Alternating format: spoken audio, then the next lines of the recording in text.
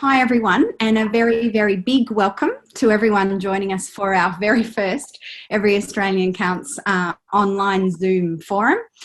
My name is Kirsten Dean and I am the Campaign Director for Every Australian Counts. I wanted to start today by acknowledging the traditional owners of the land on which we're meeting here today and pay my respects to elders past, present and emerging. I'm in Melbourne today, so this is Wurundjeri country, but we've got people joining us from all around the country today. So I would really encourage you to acknowledge the traditional owners of the land on which you're sitting or standing today. I also want to start by acknowledging the many, many years of disability advocacy that have brought us to where we are today. There are many individuals and organisations who have fought long and hard to advance the rights of people with disability in this country, and we would not be here today without their tireless and often thankless work. So I would like to acknowledge them as well. Now, I would like to introduce you to our very special guest that we have here today, Scott McNaughton. Scott McNaughton is the General Manager for National Delivery at the National Disability Insurance Agency. You will have heard over the last couple of weeks that the NDIA have made lots of changes in response to the coronavirus, and it's Scott and his team that have been responsible for making those changes work on the ground. And that's why we've invited him here along today. So thank you very much, Scott, for joining us and for making time to talk to everybody this morning. Oh, Kirsten, thanks so much for having a sort of great initiative, and we're really pleased to be able to come along to the session today. Great. Now, before we get going, I just thought that I would explain how, given this is the first time and we haven't done this before, I thought I would explain a little bit about how it's going to work. First of all, I'm going to start by asking Scott some of the questions that people have sent in to us over the last week, and then I will throw it over to everybody who's online today. But I'm going to start by offering a very sincere apology for two things at the beginning. We're expecting about 300 people to join us here today, and we've had lots more questions sent in to us over the last week. And unfortunately, we couldn't possibly get through the questions that have been sent to us, let alone all of the people that are online here today. So I'm going to apologise up front if we don't get to your question here today. We're really sorry about that. We will try and get through as many as we can, but if we don't get to you, I'm really sorry. But just because we don't get to you doesn't mean that you won't have your questions answered. What we've promised to do is take all of the questions that we've been sent and all of the ones that you can see on the chat running down the side, and we'll bundle all those up and we will send those through to the NDIA, and then they will put the answers up on the coronavirus pages that they have on the NDIS website at the moment. So that means that everybody will be able to see those answers, just not the people who are here today. We're also recording this forum here today, and we will pop it up on the Every Australian Counts website next week. That way everybody will be able to see it. We had, unfortunately, lots of disappointed people who couldn't make it in today, so we want to give them a chance to watch it as well. If you don't want to be part of the video, we would ask you now to turn off your video so that we don't accidentally record you while we're recording the whole session. We'd also ask you to send us an email at info@everyaustraliancounts.com.au and let us know that you don't want to appear in the video, and we will make sure that that happens. The other thing that I'm going to apologise for is if we have any technical glitches. This is the first time that we have done a Zoom forum for so many people, and just like everyone else in the world, we are learning as we go. So please be patient while we try and work out how to make this work for such a large group of people. We are literally sailing the ship while we're building it, or perhaps if you want to use an NDIS metaphor, we are flying the plane while we are building it. So please be a little bit patient if we have any technical glitches. Because it is such a large group, we've got everybody on mute. And that's so that we really cut down the amount of background noise.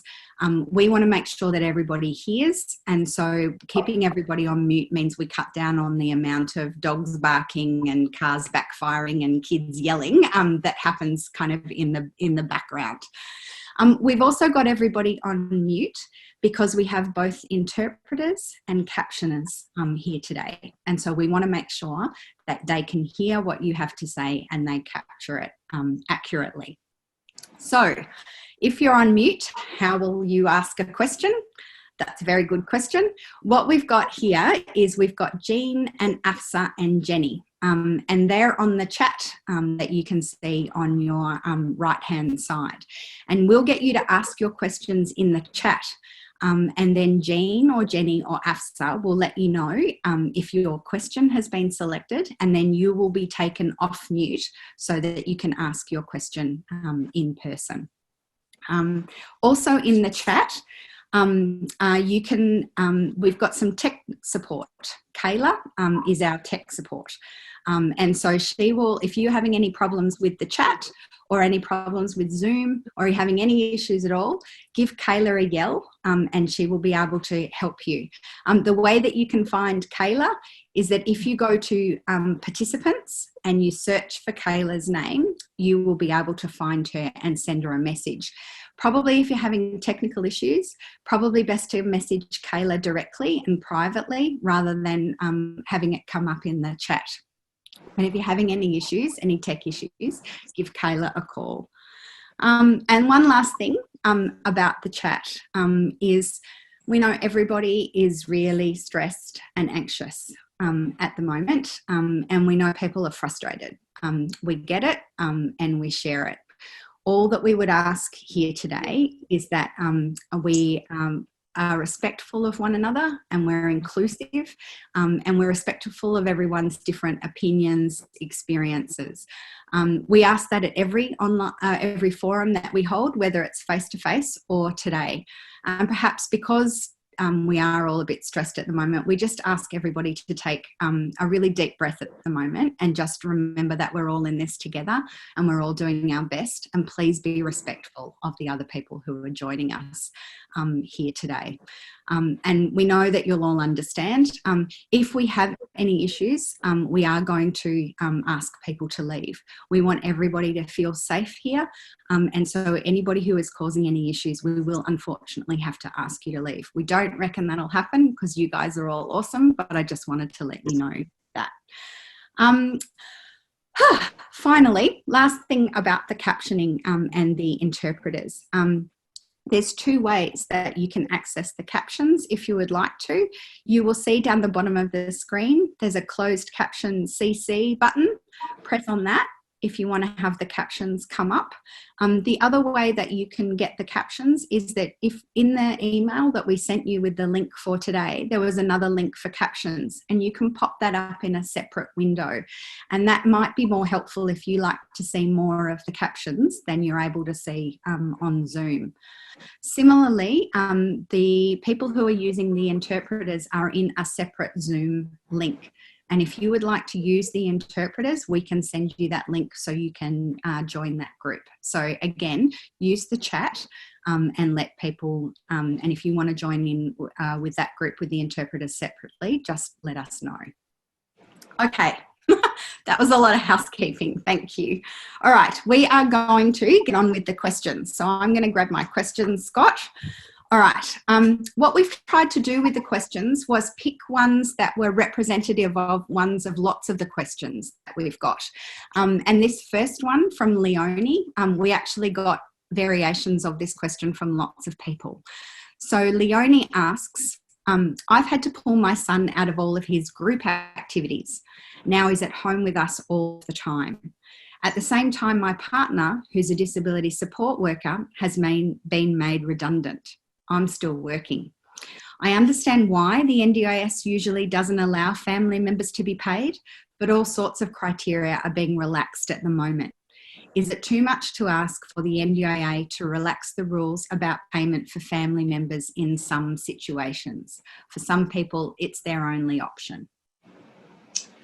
Yeah, thanks, Chris, and thanks, Leonie, for that question. I mean, it is a really challenging and unprecedented time. You have, as you said, Kirsten, we've had to make some adjustments to a number of ways that we're supporting participants, supporting providers, so we can make sure that there are enough providers out there to support participants.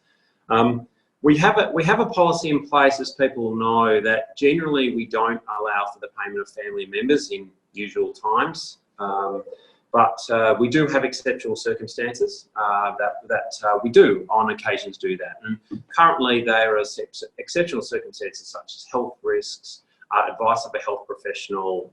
There are no other services. We've exhausted everything possible. So, and I've actually heard of a couple of cases come across my desk in just the last week where we've gone down that path. Our main priority is to try and make sure there is enough supply of good support workers that people can choose to use.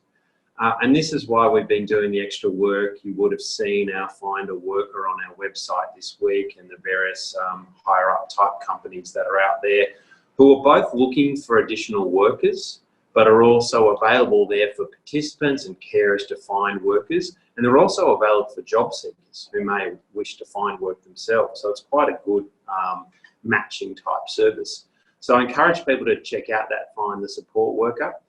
So our first and foremost, our priority is to try and get people access to a support worker who is trained, qualified, who can continue to provide those supports. If people are having trouble, their support worker is not available, they're not turning up, something's gone wrong, you must escalate that, and you must contact calling the Safeguards Commission because they're capturing all that information for us. And then we'll work through what those options are. Are there other providers? If not, perhaps we'll go down and look at those exceptional circumstances we have a couple of times this week. This is an area we're watching really closely.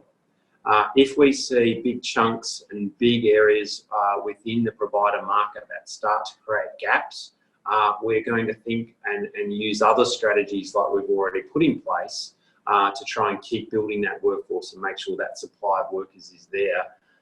So this is on our radar. We're watching it closely. We're still only using it for exceptional circumstances at the moment, and we want to stick to that for now, but it is an area we are watching closely. So Leonie, I would encourage your partner to get online and connect to one of those other groups who are looking at hiring workers too, because that's absolutely, I know that providers out there are still looking and trying a whole range of options to get more workforce themselves. So I'd encourage you to do that as well.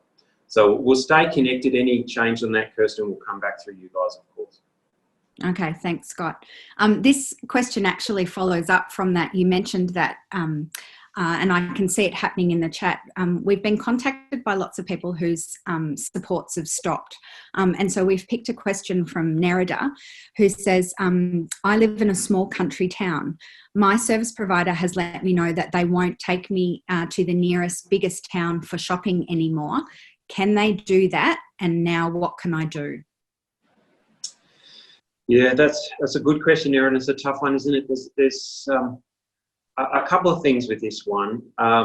Depends on, I guess, if we go back to what the government's saying around social distancing and things like that, you have to ask yourself, should people be out there going shopping if they can do it in other means? So, think about other online shopping and other arrangements to get your essential supplies, because your own health and well-being is paramount.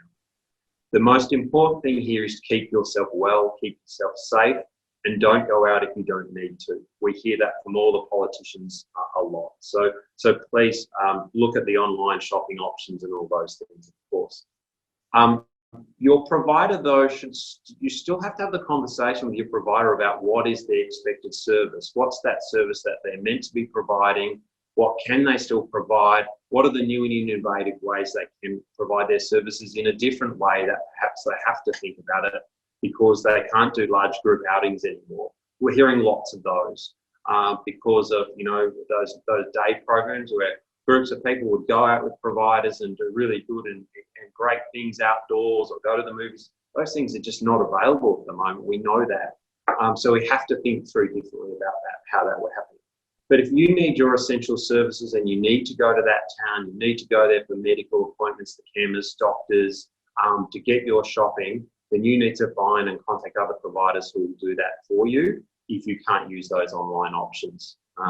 So I mean, the key message for us all here, for everyone online, is stay safe, keep everything you can to maintain social distancing, your own health and well-being. If there are online options, please take them up, because we just want people to be safe and well through this time. When you need to go out, you need to have those conversations with providers about what they can do for you. Okay. So this one also follows on, and it's from Janelle. And Janelle says, what will happen to my supports if I have to be fully isolated? Or if I get the virus? We hope you don't, Janelle. Will support workers still be allowed to come to my house?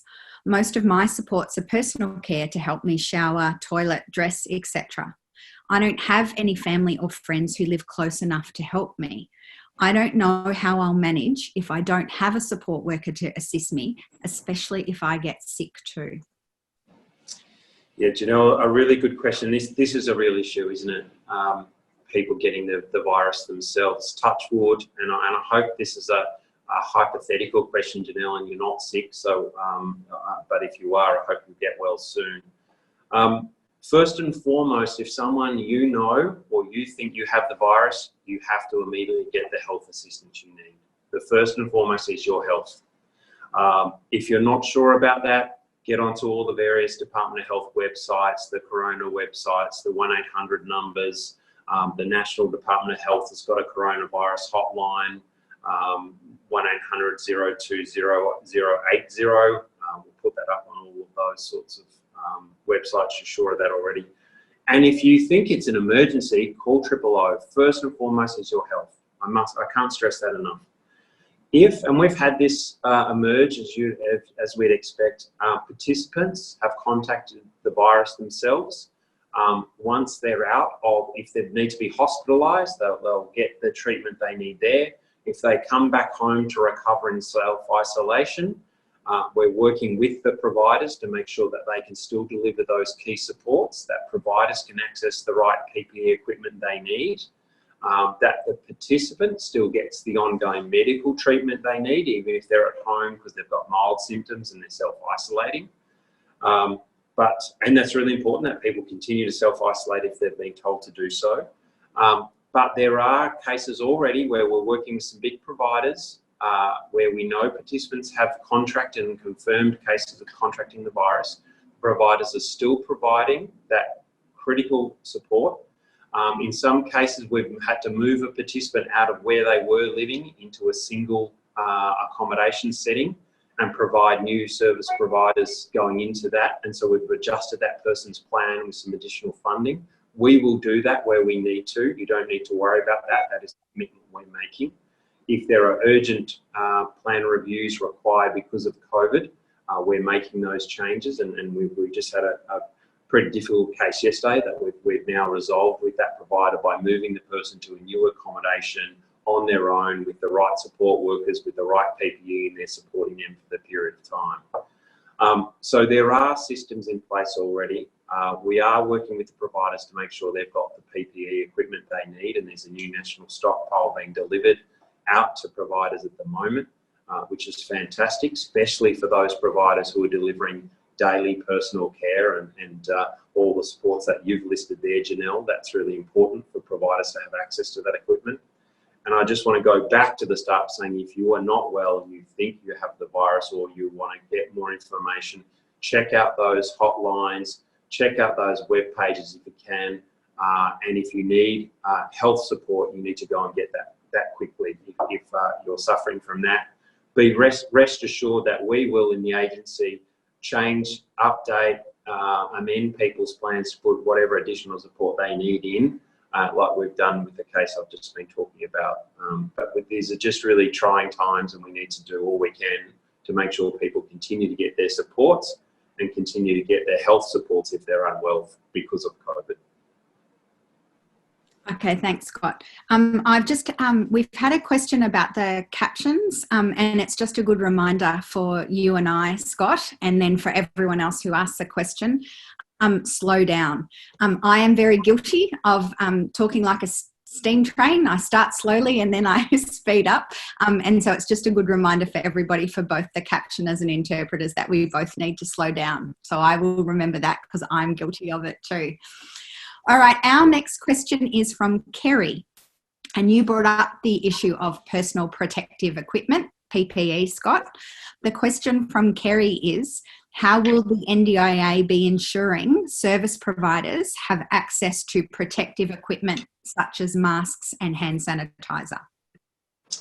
Yeah, another really good question. Thanks, Kerry. There's a lot in the media around the PPE equipment at the moment, isn't there? And there is a national shortage. That's through the media everywhere. I even heard this morning that they won't start up doing any more elective surgery until they can be rest assured there is enough PPE in there for the medical profession. Having said that, we have been able to secure a supply of PPE through a national stockpile through the Department of Health. This is now in the process of being made available to service providers across the country. We're going to be prioritising that for service providers who are doing, who either have confirmed cases or are supporting people in accommodation settings, who are providing daily care, personal care, and a range of other sort of prioritised access to it. But because we know there's not quite enough to go around in the country yet, we know there are new suppliers coming on board and making more and more. I just heard yesterday, I think Cotton On here down in Geelong is starting to make and diversify their manufacturing to build, to supply more product. So we know it's coming, but we do have a stockpile.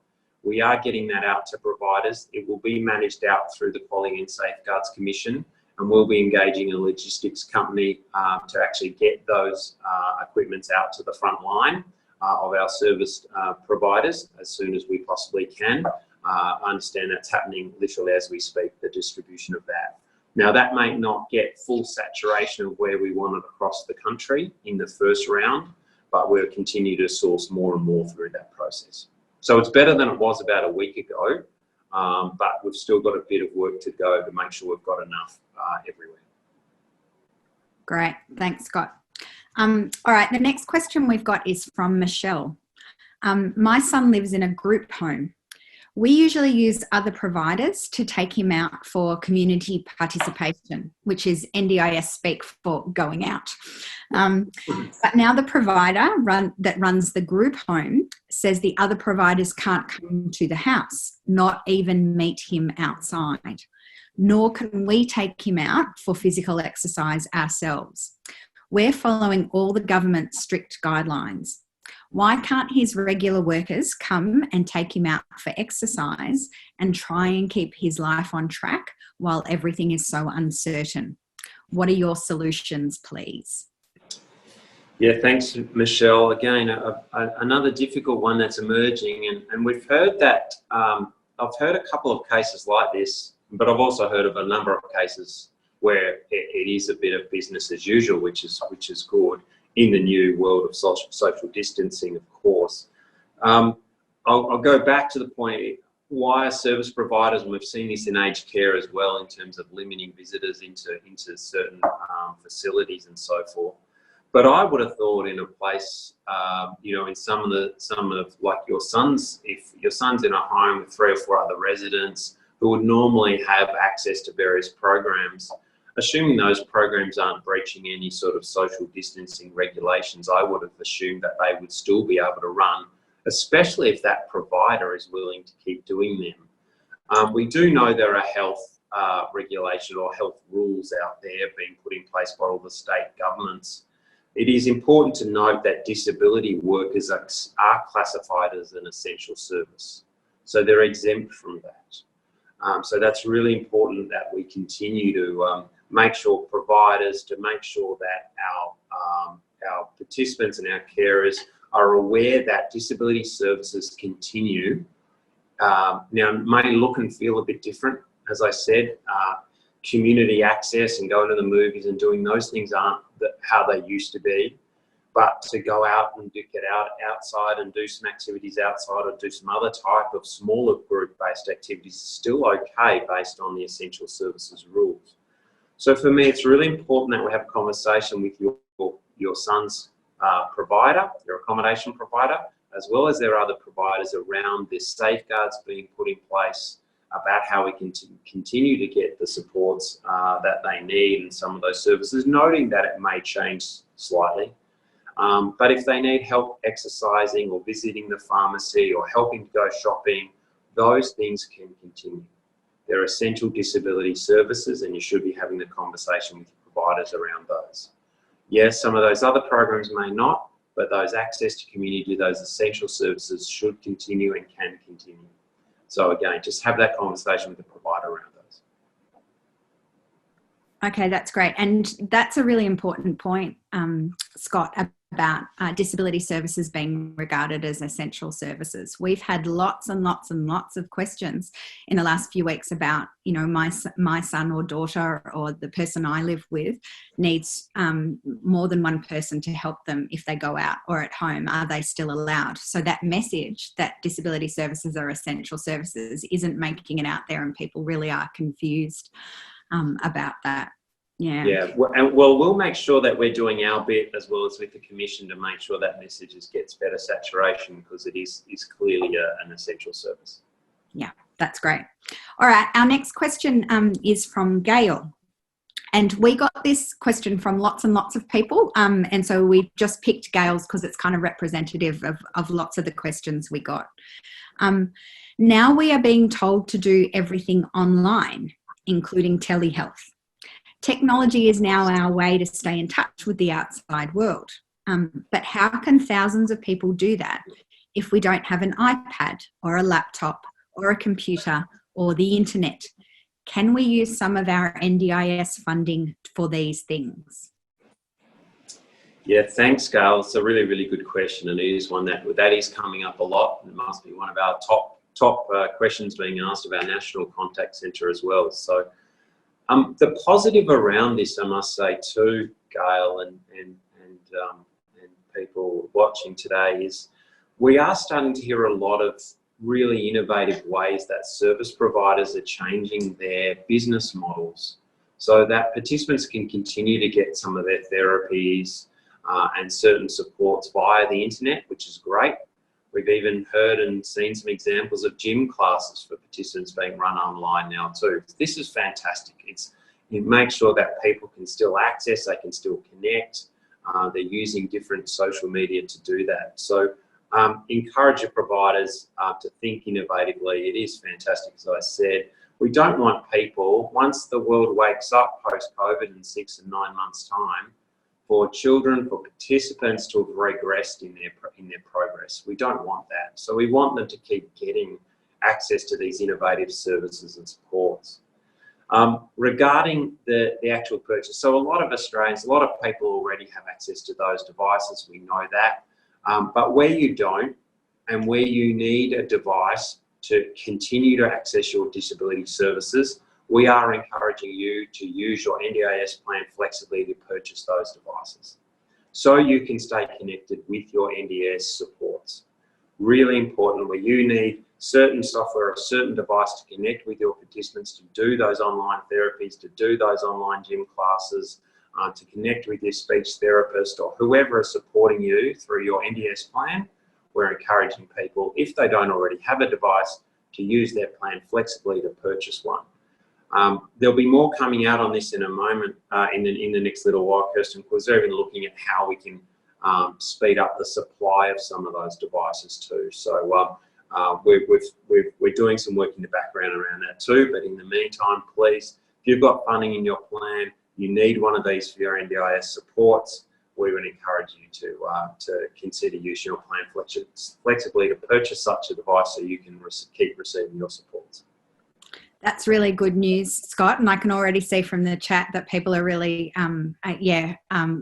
already mentioning that some people have been told yes and other people's a no. So it's really great that you were really clear that if you don't already have an NDIS device and you need it, for this next period to access your supports, then you can use your NDIS funding flexibly to do it. That's really great. Thank you for being really clear about that.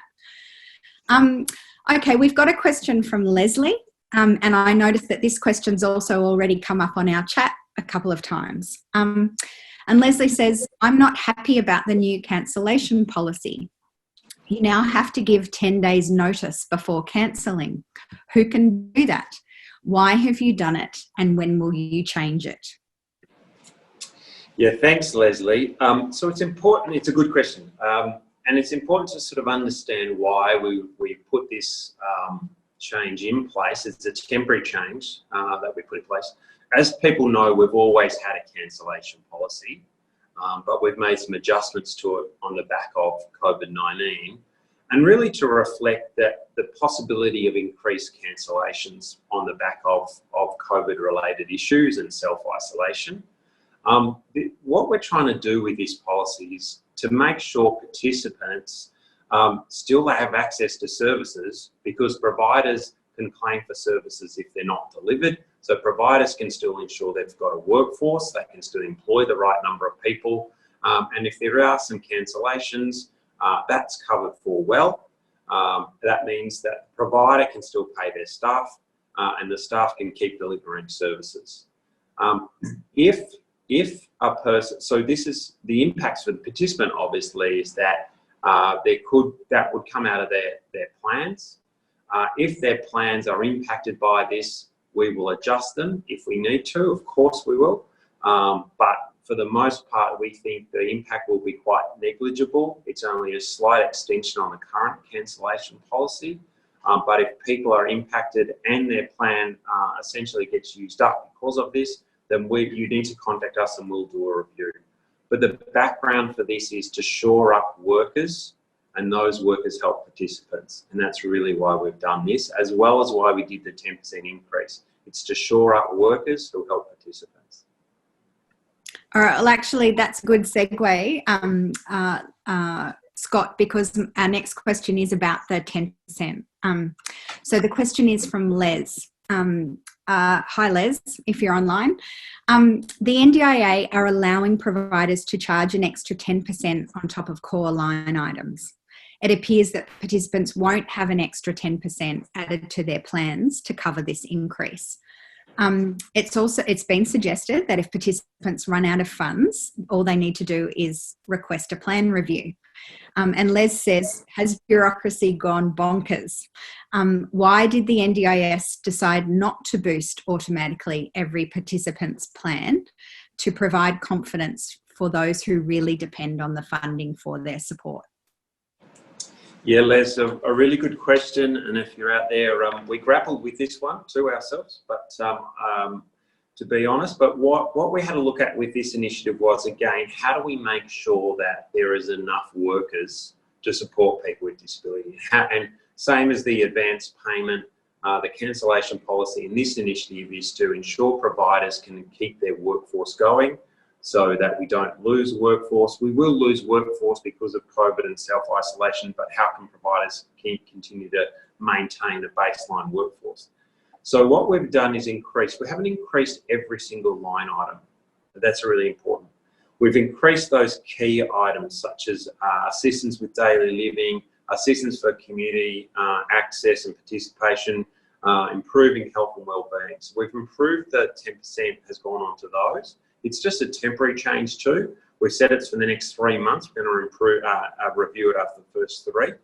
The 10% increase hasn't gone on to support for independent living or AT or home mods or large capital items. So it's not across the entire price catalogue, just for those actions. The current data does also tell us, Les, that most people spend between 70 to 75% of their plans every year, which means most people have some flexibility at the end of their plan. So we think if this change, is taken up by providers, it'll absorb a bit of that, but it won't even absorb all of that. If an individual is impacted personally and they're starting to get all of their plan is starting to draw down, again, you need to contact us. contact our 1-800 number or your local area coordinator or office, and we will review your plan. But that's the rationale, Les. That's why we didn't uplift everyone's plans, because it's only on certain support items. We genuinely think there's going to be enough money across the board when you look at it at a macro level. But if there are people impacted, we will individually adjust their plans. Okay, thanks, Scott.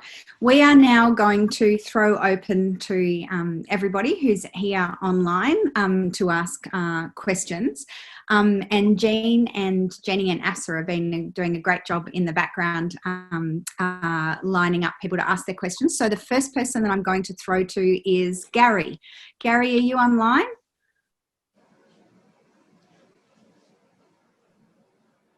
No? Okay, all right. Well, I might read out Gary's question and then Gary can join us if we can. So the question from Gary is the NDIA looking at adding data to deaf participants' plans due to Auslan using so much more data? Many deaf participants are unable to execute their plans without adequate data, as the only option to do so is live streaming. Thanks, Gary. Apologies, Kristen. I am actually online now. Sorry, I was just trying to work out how to get the camera working, which I've now done. Yeah, and we've seen a lot of pushback from the NDIA around data, even just very recently with plans still not having data included as reasonable and necessary. And the quote is always generally coming back to the census that 86% of Australians have a device and have data within their family home, which might be true, but if you're looking at people living on a disability support pension, I don't think the percentage would be so high if they were the only ones that were actually questioned about the use of data and devices. Additionally, deaf people, when they do use live streaming, they're using up to 75% more data per hour than what we are using right now in just having a visual conversation, because the pixelation is so much higher. We're seeing people with plans that have like $20,000 in their plan and are requesting $500 worth of data and still being declined.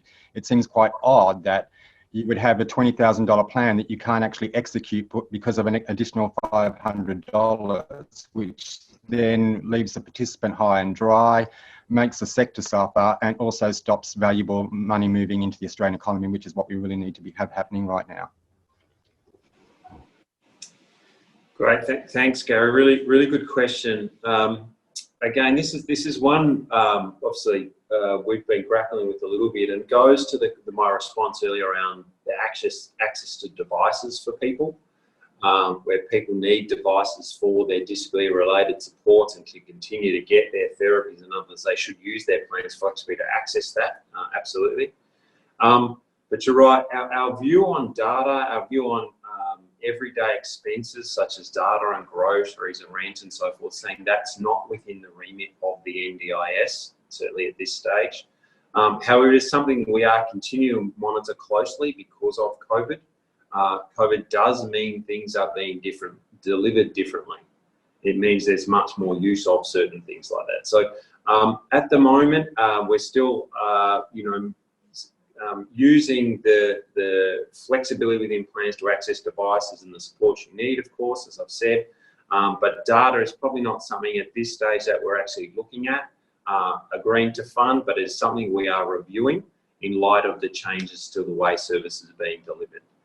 So it's on our radar, we're looking at it, made a call on devices and access to that in terms of flexibility where you need it.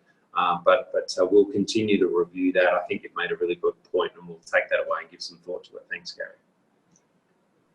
I'm just going to repeat the question just so that everybody understands the context of the answer, because apparently a few people missed the question. And so Gary's question is the NDIA looking at allowing people who are deaf to use more data from their NDIS plans because they're using Auslan more with data than they would ordinarily do so. So that was the question.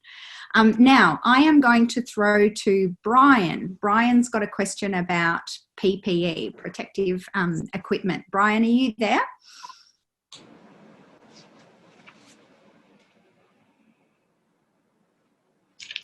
Yes, here. Can you hear me? Hi, Brian. Hi, Scott. How you doing? Good, thank you. Ours is more of a scenario that could potentially occur in the next 10 minutes.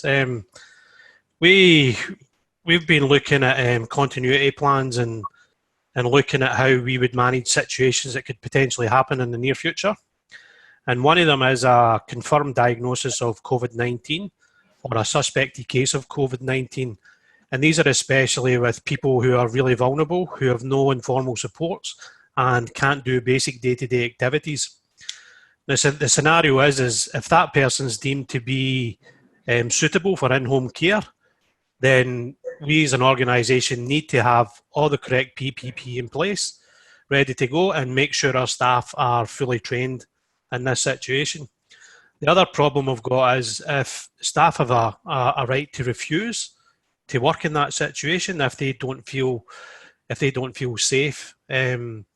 What would we be doing as an organisation in this situation if we don't have the PPE and we don't have the suitability trained staff and we don't have staff willing to actually do it? Yeah, Brian. I mean, it's a very live issue, isn't it? As you said, it could happen in the next 10 minutes. In actual fact, it's happened this week. We've seen it happen in some providers across the country that we've been working with and supporting with. Access to PPE, as I mentioned earlier, there is now the ability for providers to go to the national stockpile through the Department of Health and get access to that. And we're arranging for delivery of PPE to providers, especially those like you who are doing in-home care for people, in-home supports for people. So that will be available. So I encourage you to get that. Organisations may well face where people aren't prepared because of their own health or safety risks to go into those settings. We need to look across. What we've done with this provider that we've been working with this week is to say, do you have available workforce? Is there some other workers we can get in? Are there other workers in other providers who we can actually help to get and source up and get to support these participants where we did have a confirmed case.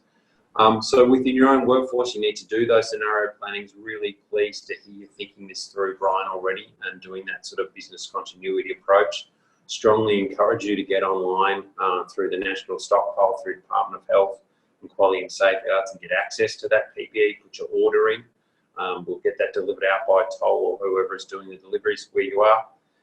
And then think about your broader scenario for your own workforce.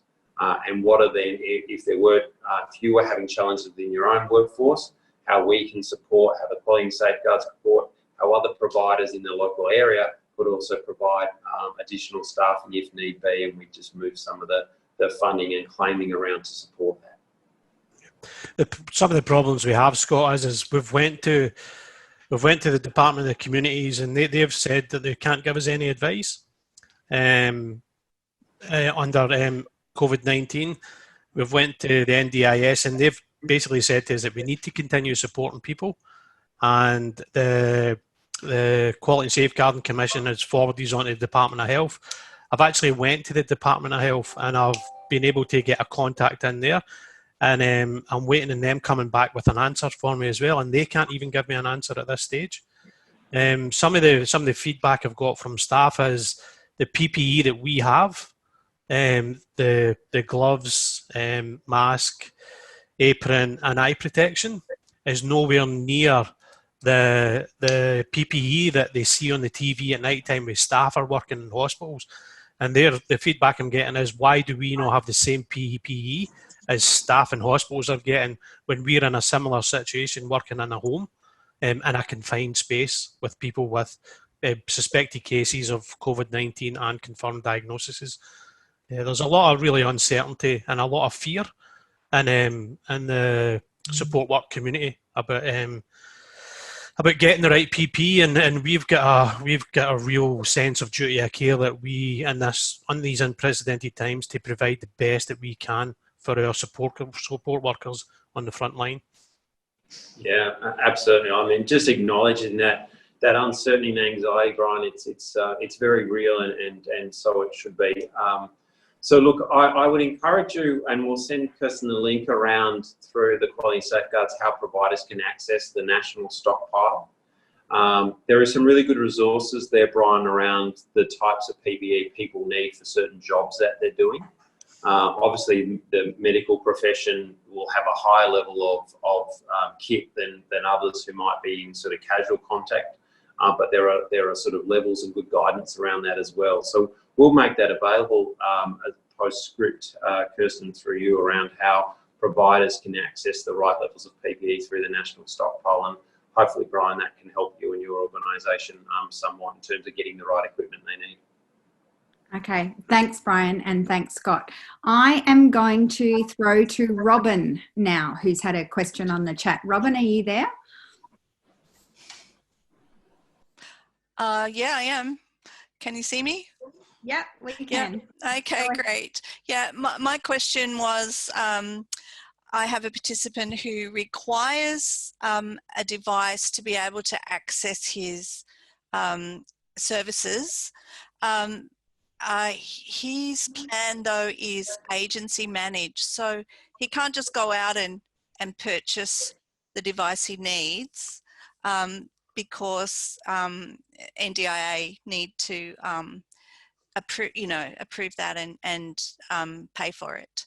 So how would he go about that? He does have sufficient funds in his core support, assistive technology, low cost, low risk funds. Yeah, thanks, Robin. Good question. Looks nice and sunny where you are too, there in the background. Yeah, Sydney, yes. Look, pleasing to hear that Sun's got enough funding in the plan to do this. The easiest way to make it happen in this case, because it sounds exactly like your son needs the device to access his NDIS supports. It's my client, actually. Your client, sorry. Yeah, your client that's all right. has funding in the plan to access support, so that's great. If it's agency managed, you can contact us at the 1-800 number. We can organise how you can do that, or your LAC or your plan manager. If you didn't have a plan manager, they can also do that. We are looking at increasing the number of suppliers as well, and moving outside the traditional AT suppliers over time, who could potentially also support the provision of tablet devices, etc. But at the moment, I'd say just contact us. We can make sure that the funding can be used appropriately and put you in the right point you in the right direction of current suppliers you can use within the plan, registered suppliers of those sorts of equipment, because we do have some already that you can use. Okay, so he would have to have a good idea of what he really needs. Yeah. Yes. Yeah. What sort of device? What sort of tablet? What's the what are the providers saying is the most appropriate equipment? You know, so that they can keep doing the teletherapies or health or whatever it might be. Yeah. Or the providers saying this is the sorts of equipment that would best suit you. Okay. Good. That's Thank great. you. Thanks, Robin. Good luck. Thanks, Thanks, Rob. All right, we're going to throw to Gina next. And quite a few people have asked this question. Gina's got a question about shopping. Gina, are you there? Yes, I am. Hi. Can you hear Hi, me? Gina. Yeah. Hi, Scott. Hi, Kirsten and everybody. I'm self-managed and have very adequate funds in my core support, but can't afford out of my personal funds to pay for delivery for groceries. I live on the rural fringe and I'm immunosuppressed and on strict medical advice not to have any workers in my home at the moment. I rang NDIA about 10 days ago and was told by a very kind call taker who checked with her team leader that in fact that was fine, and she volunteered a reference number for the call should it be questioned. But I noticed, I think it was on last week's NDIS newsletter, that in fact grocery delivery is not an allowable payment request cost. And I'm just wondering if you can clarify that, and if it's not, can that be reversed, please, because it's reasonable, necessary. I don't want a secondary source of infection by a second lot of people handling the goods I buy. The fatigue issues in washing those down are huge, and I'm sure many people will have lots of reasons as well. Yeah, no, thanks. Gina, really good question, and please you ask, because I really want to clarify this one for people. Before I do, I just want to give a plug for the announcement earlier in the week around the online shopping supermarket delivery service. So hopefully people out there listening or people you're supporting participants have received their codes via email or text this week. That's a great initiative. Covers most of the major small supermarket chains in the country, which is great. So you put that code in and your online order goes to the top of the queue, essentially. Because we have heard in some parts of Australia it can be 6, 7, 10 days to get delivery. It puts it to the top of the queue, so that's a great initiative. Of course, the cost of the grocery or everyday expenses, you're expected to pay for those yourselves. The delivery fees, a lot of supermarket delivery fees vary quite a bit depending on how much you spend. Some are free, some are $15 if you only spend $30. Just depends on the region and provider, really. However, in your case, in a perfect example of this, where you're unable to do your shopping because of your disability, so you need to shop online, that is claimable by your plan, through your NDIS plan. Thank you. Okay, it's very clear. So where you can't shop because of your disability, you can claim that the fee of the shopping through your plan. Terrific, thank you. That's great. So use it flexibly to do that. Of course, you're up for the cost yourself, Gina, of the groceries, of course, but the fee can be claimed. And use the code to get to the top of the queue. Thanks, Scott. That's really clear. And there's been lots of the questions about that in the chat. And so thank you for clearing that up. Now, I'm going to apologise to everyone because we need to finish on time. We've only got a chance for 2 more questions. So I just remember that I apologised at the beginning that I thought this might happen. So remembering that we're going to bundle up all the questions and send them through to the NDIA. So we've got time for 2 more. And the person, and because we haven't got very much time left, I'll ask the 2 people to be pretty quick in their questions. We'll throw to Trudy and then Marie. So Trudy, are you there? And do you want to go ahead and ask your question?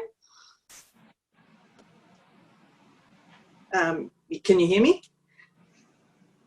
Oh, good, Trudy. Yeah, we can, Trudy. Sorry, okay. Yes, my question was just everything you've talked about is to do with service providers. What about people who self-manage or are employing their own staff to be able to get PPE equipment for them? How do we do that? Everything's about contact the national database, but there's nothing about what self-managers can do. Yeah, thanks, Trudy. We've been looking at how big the national stockpile will be to allow self-managers to access this over time. We've had to prioritise because the stocks there isn't enough. There isn't enough in the country. So we've had to prioritise the service providers, especially those doing lots of the sort of in-home type care, as I mentioned. So at the moment, that will be the priority. Then we're going to see what's left in the stockpile, and then we're going to see if we can get this some way of having some access to people who are self-managing. But unfortunately, we just don't have enough stock yet in the country. However, I do encourage people to get onto all available resources around the place for that self-managing. Also, we're hearing that a lot of providers who are providing services for participants that are self-managed are able to source their own PPE themselves too. So if you've got someone coming into your house who is your provider, they can still service their own PPE equipment through the stockpile. So I'd encourage them, Trudy, to do that. I think that's right. And then until we can get more stockpile in the country, we then need to work out when we can actually open that up for people that are self-managed. Unfortunately, at the moment, we just don't have enough stock. So just be innovative. Try and get the stocks where you can. Try and get any people coming to your house to source it through the stockpile. And we'll stay in touch through the EAC about when we can get some more stockpile available. Okay, so just to confirm on that, we don't use service providers. We employ our own private staff, so therefore we're responsible. So if we can access the equipment ourselves in some way, then that is a claimable expense for us? You should, yeah. So if you need that for the support of it, remember to make sure you're doing your own due diligence and research around when you need to wear PPE. Yes. And why it's important. There's a lot of people using PPE that we don't need to be using it in the country, and that's also diminishing the stocks for people that really need it. So do your research about when you need to use it, Trudy. That's really, really important. And then you'll be able to access it through those means, but just use it wisely as you need it. Thank you. Thanks, Trudy. All right, and Marie, Marie Dyson, you are the lucky last. You've got a question you'd like to ask Scott. Thank you very much. I assist 2 family members in the management of their plans. One's on an agency managed plan, the other's my grandson on a self-managed plan. Both have behaviours of concern that are escalating in response to the isolation and will get worse because of the school closures. Because of the NDIA current pricing guide, I am unable to move funding from improved daily living into improved relationships. My grandson has some money in that, my cousin has none. And the behaviours are escalating. I have a team ready to go on telehealth and I cannot access the money. Will you please allow us to use the money in other buckets in capacity building to address improved relationships? Yeah, Marie, thank you. This is a really powerful example about how we need to create more flexibility in plans. I can tell you before COVID, we were looking at, there's a piece of work underway in the agency to create a lot more flexibility between core and capacity budgets. No, it's not core and capacity, it's within capacity. Within capacity, I have money in improved well-being and we have money in improved relationships or no money in improved relationships. And your price guide currently says I cannot move money into improved relationships and my family members and the staff are dealing with escalating behaviours of concern. So we want to make sure, absolutely, Marie, want to make sure they can access that funding. We want to make sure that they can move that funding around or you can claim against that. We've made a couple of changes to allow support coordinators, if you had one, to claim against those items. We're also looking at a system change coming up shortly that will allow for much more flexibility within core and within capacity building over time, maybe between the two. If you would like, I can get some details to you, Marie, around how you can actually do it immediately and how you can claim against those 2 buckets within the capability, because we want those services to continue. They're too important. And so when there's money within the capacity bucket, how you can move it or use it flexibly between those items, we'll get your details and explain how you can do that. Yeah, families with kids with autism and behaviours are under tremendous stress at the moment, tremendous stress. Yeah, absolutely. Yeah. Thanks, Marie. And thanks for asking that question on behalf of, lots of people who can't be here today. So thank you. Now, I'm going to say sorry, but we are going to have to wrap that up now. I want to thank everybody out there online for taking part. We're so glad with everything else that you've all got going on at the moment that you made time to do this today. So thank you for that. I would like to send a very big thank you to the interpreters and to the captioners, because it is very hard usually to caption a forum, a face-to-face forum like EAC usually does, and it's even harder to do it online like this. So they have my sincere thanks, all of them, for the work that they've done today. I would really like to thank Scott for being very generous with his time and being very honest and clear with his answers. So thank you very much, Scott. We really, really appreciate you being here today. Just a couple of reminders. The first thing is, remember that we will put this up on the website next week. So let people that haven't been able to make it know that this info is going up on the EAC website next week, so they will be able to watch. If you've got any feedback about how today went, please let EAC know. We're trying to come up with some different ways that we can support people, get information out to people through the next few weeks and months. And we don't have a monopoly on good ideas. So if you've got any ideas about, ways that you think that we could help you, please let us know. I'll remind you that our email is info@everyaustraliancounts.com.au. And I will just finish with one plug. We have been very fortunate in the last couple of days to be able to lock in an interview with Martin Hoffman. the CEO of the National Disability Insurance Agency. He's agreed to spend some time with us, and we're getting a chance to ask him some questions. So we want to ask the things that you want to know about. So we'll pop this up on social media in the next couple of days, but we're giving you all the heads up. If there are things that you would like us to ask the CEO of the NDIA next week, can you drop us an email at submissions@everyaustraliancounts.com.au, and we will choose the most commonly asked questions and we will put those to Martin next week. And then once we've recorded the interview, we will pop that up on the Every Australian Counts website. So I really thank everyone for taking part in today, Scott and all of you online. And we would just ask, please look after yourselves, please stay safe and stay well, and let us know if we can help you in any way. Thanks, and we'll see you next time. Bye.